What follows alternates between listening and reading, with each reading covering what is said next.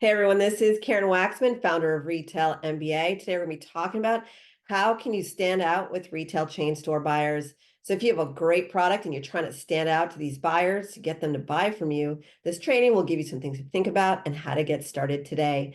With that said, let's get started on today's training. So let's talk about how you can make your product stand out to retail chain store buyers. A buyer buys a product for many reasons. It could be that you've been very successful. That's what you all presume, right? You need to have a lot of success in order to get a product in the stores, meaning you sold a lot of your products, the world knows about you. Sure, any buyer would like that, right?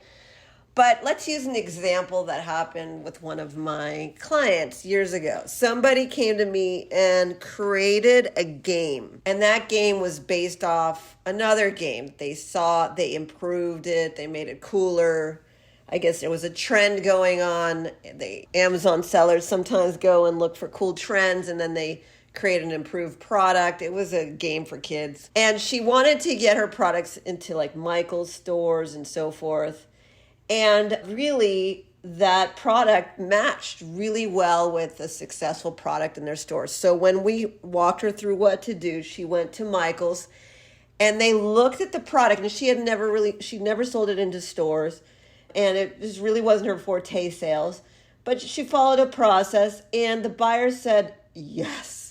Why? Because it was a product that was a better version of what she's already doing phenomenally well with. And in that case, even though she had no proven anything beyond the fact that it was a newer version, and she did have a little bit of sales, but not much, she got a 50,000 unit order request on the spot. Now, that doesn't typically happen. Usually they start very small, these buyers at chain stores. They want to test out your product, but her inclination was to give this woman such a big order opportunity because she knew it was going to sell. Why? Because it's a hot trend and it was well made. She did a good job with it and she knew she could run with it. Doesn't happen very often. It happens though. That's an example of how you can make a product stand out to a retail chain store buyer. Bring her something that's trending, that's exciting, that's interesting. Another way to get a buyer to believe that she should work with you is to not submit your product into their website and hope for a return on investment. The reason I say that is that when you are dealing with retail chain store buyers, they're looking at they basically are responsible typically for just a few products at a time.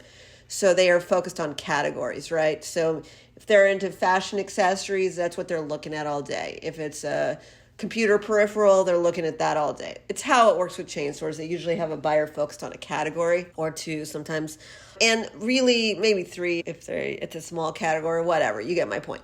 The point is that if these buyers are looking at the same products all day long, every single day, like seriously, it's their career. They know everything, right? So when you submit your product on their website or arrange me, wherever it is that you put your product, what you're doing is you're placing your product right next to 1,000 of your competitors, right? Because there's a lot of people trying to sell products to them. I don't believe in general that is the best way to go because for over 20 something years, we've been selling to the world's largest retailers. So personally, all I've seen all these years, even with all the new technology and all the new websites and all the things, and trust me, we weren't selling that way back in early 2000s and so forth. It was different. I'll tell you that all you're doing is putting yourself in front of your competition and having her have to pick between you and someone else who might have some better words that they placed on that site. It doesn't always convert well for you. We teach people how to find the appropriate buyer, how to reach out to them directly. And although it's a little bit more complicated, it generally gets the job done 50 times more than just submitting it with the hopes of success. Now, if you have gotten success because you submitted your product, then I am so happy for you. But for the rest of us who are just trying to make a living, pay our bills, do what we got to do, it doesn't always convert. And for those of you, it's probably because you're not getting in front of the buyer and having an individualized experience with that particular buyer who has the purse strings to be able to change your life, which means a lot of money in your hand if she likes your product. So sometimes you got to work a little bit harder based on category, buyer, situation, and so forth. That's what I would say to stand out. Try and learn a little bit more about how to get into that world without just submitting your product onto websites and so forth, letting everyone know about you, because you're generally going to be right next to your competition. Doesn't mean you shouldn't submit your product anyways. It's probably not going to work most of the time. The sales professionals know they got to go direct to buyers. And the final thing I would say about making your product stand out is really, what's a buyer? She's looking for things to buy, right? So why would she buy stuff? She'd want to buy stuff if it's actually going to make her money. So can you talk about things that'll make her money? Are you going to help her in any way to get the word out about your product? These are things that can really support a buyer if she wants to consider your product. She really is looking for a partner, someone who can support her. And the more conversation around that can be the difference between you making millions of dollars or not with that particular retailer.